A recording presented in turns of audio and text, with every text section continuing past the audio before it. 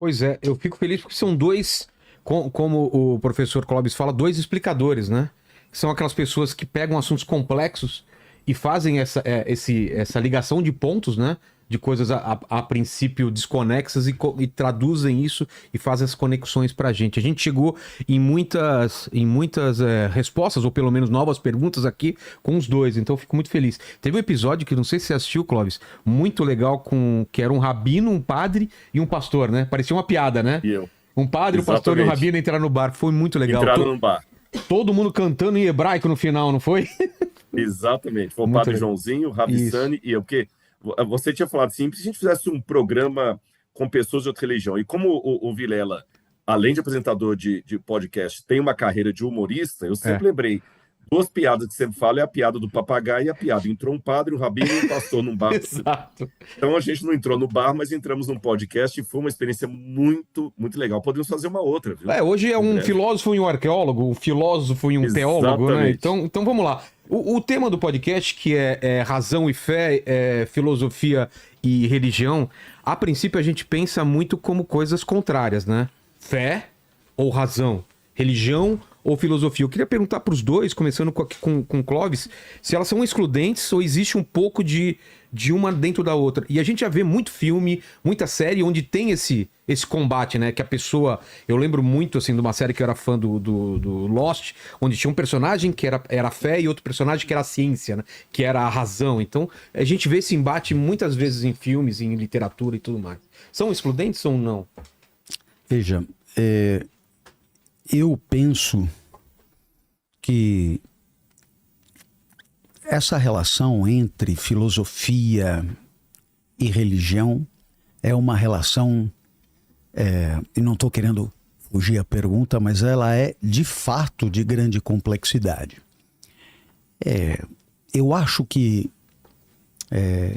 depois, imediatamente após grandes momentos de religiosidade na história, surgiram grandes momentos de produção filosófica. E eu gostaria de citar 3 situações diferentes que eu acho muito interessantes, que é o surgimento da filosofia grega, né? Com os chamados pré-socráticos e depois com Sócrates, Platão, Aristóteles, os estoicos e os epicuristas, a grosso modo. Então, o surgimento desta filosofia que se seguiu a uma grande efervescência de religiosidade que nos chega através da produção de Homero, da produção de Hesíodo, da Teogonia de Hesíodo, da Ilíada e da Odisseia, onde você percebe que a presença dos deuses era marcante na cultura daquele momento. Então, veja, aí você tem um primeiro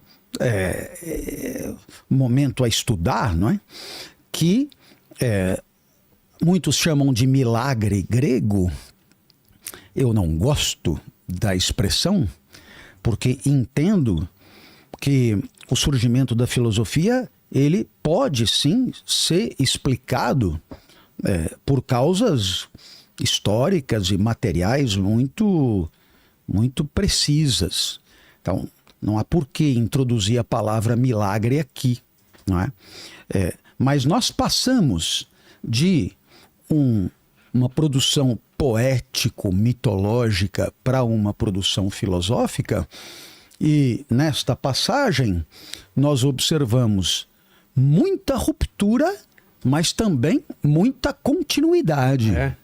Algumas ideias permeavam esse começo. Eu diria que muitos dos grandes temas abordados pelos filósofos já estavam presentes, claro que apresentados de outro modo, claro que apresentados a partir de outro tipo de manifestação, né? É evidente que uma Odisseia é muito diferente de um tratado de filosofia ou de um diálogo de Platão. É evidente. Mas algumas das ideias já estavam presentes e isso é absolutamente maravilhoso.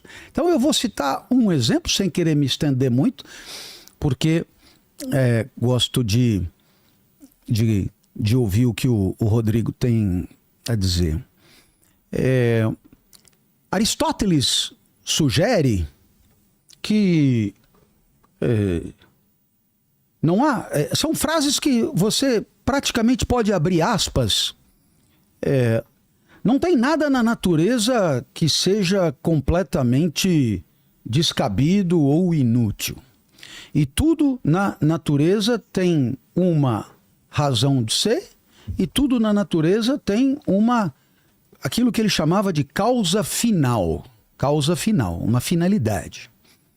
Ora, então, Aristóteles acreditava que o universo, assim era o paradigma grego, o universo cósmico, ordenado, organizado, e cada parte desse universo tem, digamos, um papel, como se fosse o universo seria como um motor, uma máquina ou um organismo vivo, onde cada um cumpre a sua função. Assim era o jeito de pensar, né? Então, por que o vento existe? Porque algo precisa refrescar, porque algo precisa polinizar. Então existe uma causa, mas essa causa é a finalidade daquilo. Certo. Entende?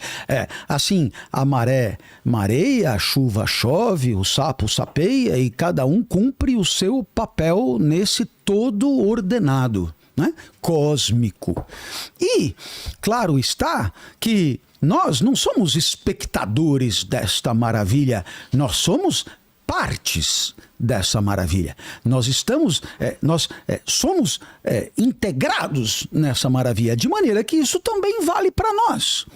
Ou seja, cada um de nós tem, digamos, um papel a cumprir, uma responsabilidade cósmica, digamos assim, né? Podemos falar de uma ética cósmica. Por quê? Porque se o cosmos, o universo, para funcionar bem, ele precisa de tudo o que está dentro dele, não tem nada de bobeira, não tem nada comendo mosca, tudo tem a sua função, nós também. E aí, a pergunta é, mas no caso do vento, da maré e do sapo, a finalidade, ela está absolutamente vinculada à própria existência. O vento, ele não pode fazer outra coisa senão ventar. A maré não pode fazer outra coisa senão marear. E o sapo sapeia, e o cachorro late, o gato mia e assim por diante. Ao passo que no nosso caso, olha que interessante, Vilela. No nosso caso, nós podemos nos integrar harmonicamente ao todo cósmico ou não. Olha que curioso. Eu vou dizer, mas, se o gato tem o papel de gatear e ele já nasce gateando porque ele não tem outro caminho, outra opção, como é que eu fico sabendo qual é o meu lugar nesse cosmos? Qual é o meu propósito, qual é a minha função? A lição que você encontra em Aristóteles, mas também encontra em Marco Aurélio, encontra nos estoicos, observe a sua natureza. Observe a sua natureza. Em outras palavras, entenda que a sua natureza te dará uma resposta para esse papel. E há um elemento aí que é o que Aristóteles chamava de lugar natural. Tal como se você vai no zoológico, você tem lá os animais, e os animais estão numa jaula, e a jaula tem uma plaquinha, habitar, né? Isso aqui veio da Manchúria, não sei de onde. Então, aparentemente, os animais, eles têm um lugar natural, um lugar, digamos, aonde a sua natureza se dá bem, uma biosfera, aonde a sua natureza é pungente. Ora, o que dirá Aristóteles, para nós também, né? Para nós também. A nossa natureza pode se dar melhor em alguns lugares, não em outros. Cada um tem o seu lugar. Muito bem. Quando você estuda, ou melhor, quando você lê a Odisseia, o que é que você observa? Ulisses está em Ítaca, feliz da vida, feliz e contente, não é?